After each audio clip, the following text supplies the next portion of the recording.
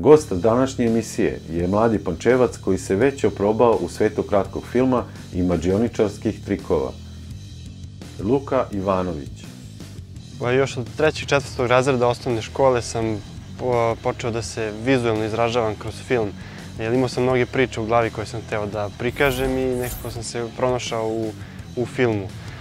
Vremenom sam nekako počeo da napredujem, da se usavršavam u tome, istraživao sam sve nekako samostalno kroz proces neuspeha i neuspeha sam vremenom učio, da bih krajem 8. razreda sam se prijavio u grupu za film u Centru za talente, gde sam kasnije imao i neka ozbiljnija filmska iskustva i prve neke lekcije u oblasti filma.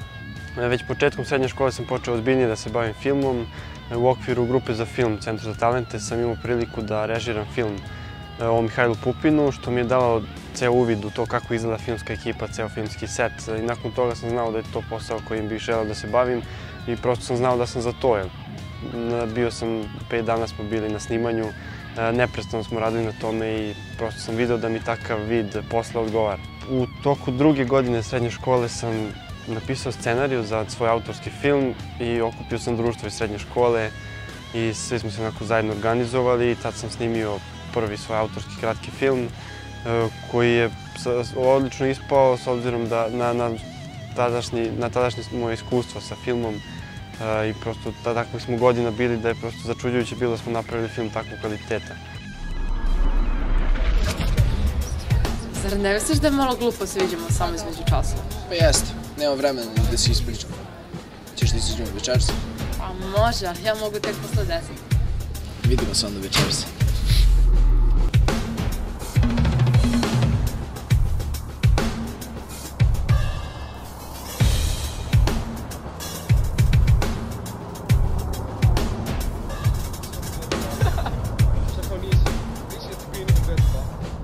Bio pušten u Kulturnom centru u januaru 2017. godine i ta premijera filma bila veoma posjećena i film je imao dobar odziv i na društvenim mrežama i pušten na televizijama i mislim da je to jedna od značajnijih stvari koje sam...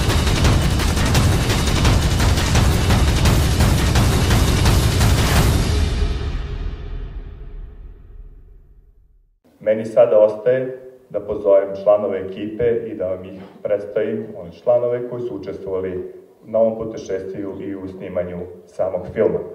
Počeću od najmlađeg među nama, možda i najspremnije u tom momentu, momka koji je od 5. razreda član našeg kluba, danas je učenik gimnazije Uroš Predić, ima 18 godina i pomagao je u snimanju filma. Luka Ivanović.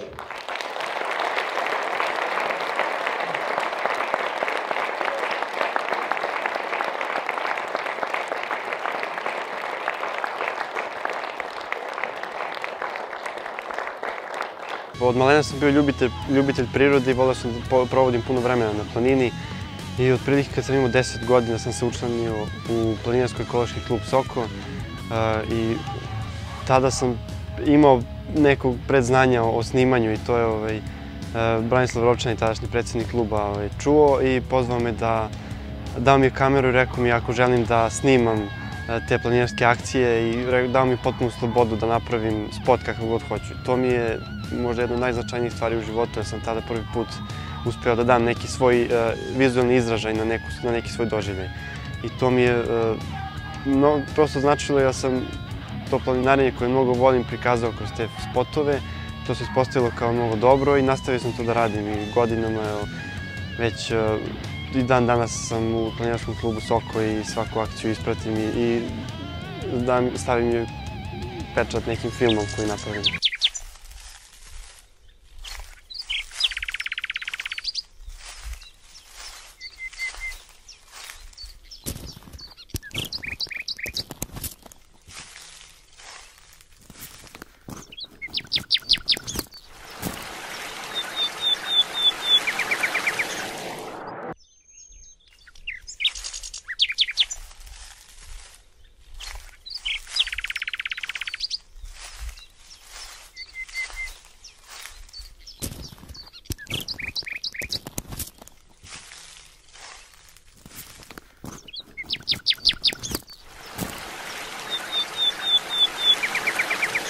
na katedri za kameru.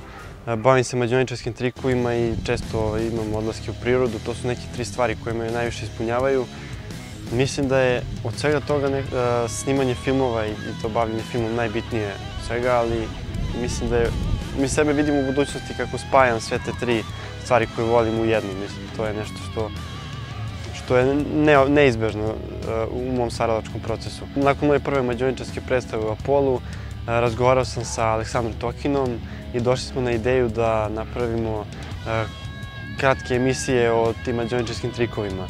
Odnosno, ideja je bila da presrećemo ljude na ulici, da im pokazujemo trikove, prosto da izvlačimo neke reakcije od ljudi na te nemoguće stvari koje vide.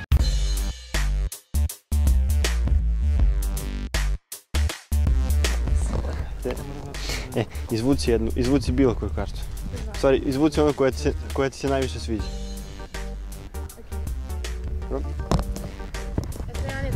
Sme oni da vide, da? Sad uzmi tu crnu sedmicu, uzmi potpiši crvenim markerom. Veliko napiši svoje ime preko cele karte.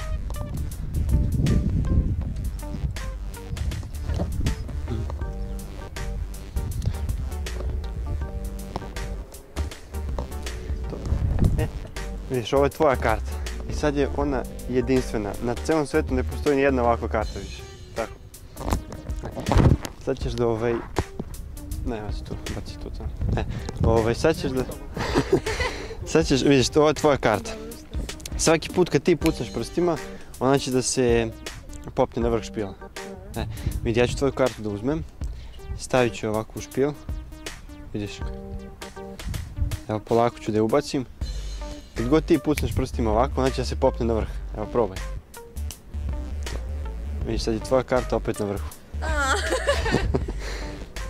Vidiš, da, ali znaš šta, radi samo kad ti pucneš prstima, vidiš, ja mogu da stavim ovdje ovako i da je ubacim, ali evo pucni ti prstima.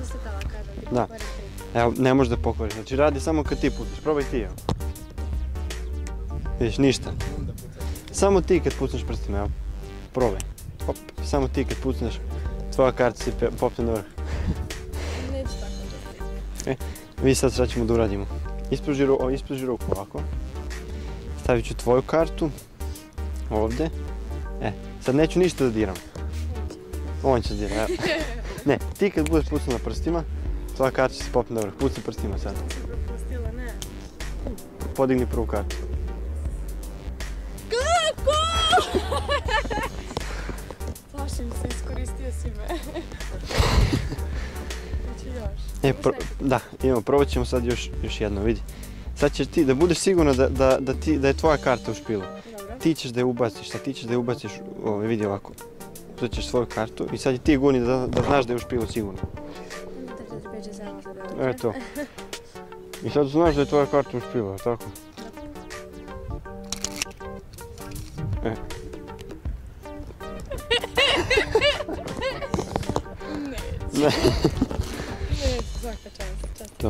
Je znaš u kazinu kako oni obilježavaju karte?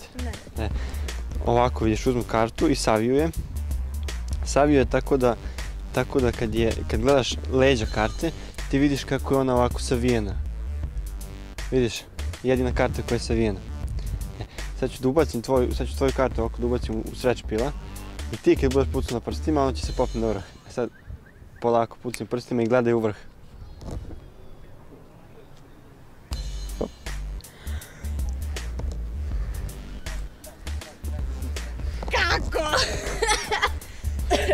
Ne znaš kako, jel te zanima kako je ovo izvedeno? Naravno. Ova karta uopšte ne postoji. To što smo vidjeli, to je iluzija. Sve vreme, tvoja karta se zapravo sve vreme nalazi u patici ovdje. Vidiš?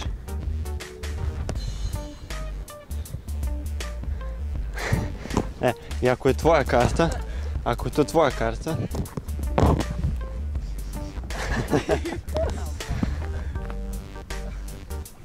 Ja sam se jako nasamarana. Zaključujem se sakti. Hvala ti, zadrži tu. Stvarno, još jednom nizu hvala. Krajem druge godine srednje škole sam već znao šta ću da upišem i bio sam već u pripremama za prijemni ispit. Pa sam celu 3. godinu proveo u spremanju i uopšte u upoznavanju literature za fakultet, da bih krajem 2016. godine imao priliku da snimam jedan kratki film za jednu novogodišnju emisiju za RTS. Snimili smo film na temu kako vanzemaljcima prodati novu godinu, koji je bio emitovan u jednoj novogodišnjoj emisiji krajem 2016. godine. I celu 4. godinu sam se spremao da upišem fakultet. Prosto nisam imao nikakvih opterećenja. Što se samo prijemnog tiče, znao sam da jednostavno ću da izađem na prijem i da uradim sve što je u mojoj moći da pokažem to iskustvo koje sam do tada stekao i eto, imao sam sreće da upišem fakultet. 10. godine sam se prijavio na emisiju Ja imam talenat i to mi uopšte nije bilo, nisam se nadao uopšte da ću ja tu stići negde daleko, međutim, hteo sam samo da pokažem taj vid zabave u vidu mađioničarskih trikova, da pokažem javnosti. Međutim, stigao sam do superfinala, jer nekako sam se trudio da kroz svaku emisiju unapređujem sebe i svaki put sam pomerao granice i kroz tih 5 nastupa koje sam imao sam veoma mnogo napredovao i prosto mislim da me u tih 8 meseci učešća u toj emisiji put naveo da prosto shvatim da je i to mađioničarstvo neka profesija kojom bih mogao da se bavim. Rekao sam, to je veoma bitna koverta za ovaj šov. Inače sam ja rekvizita. Samo se ti opusti, ne opuštam. Pre nego što otvorite kovertu. Ana, molim te, otvori pažljivo, saberi taj broj.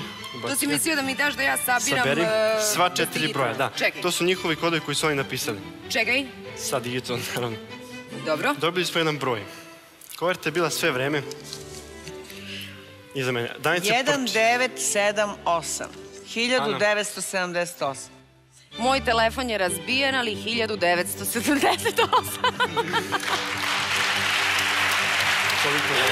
Bravo, bravo! Ružu smo namenili našoj voditeljki. Jao, hvala! Divan si. Sad će Dana da isproverava sve. Bravo. Zahvaljujem. Samo da proverim nešto.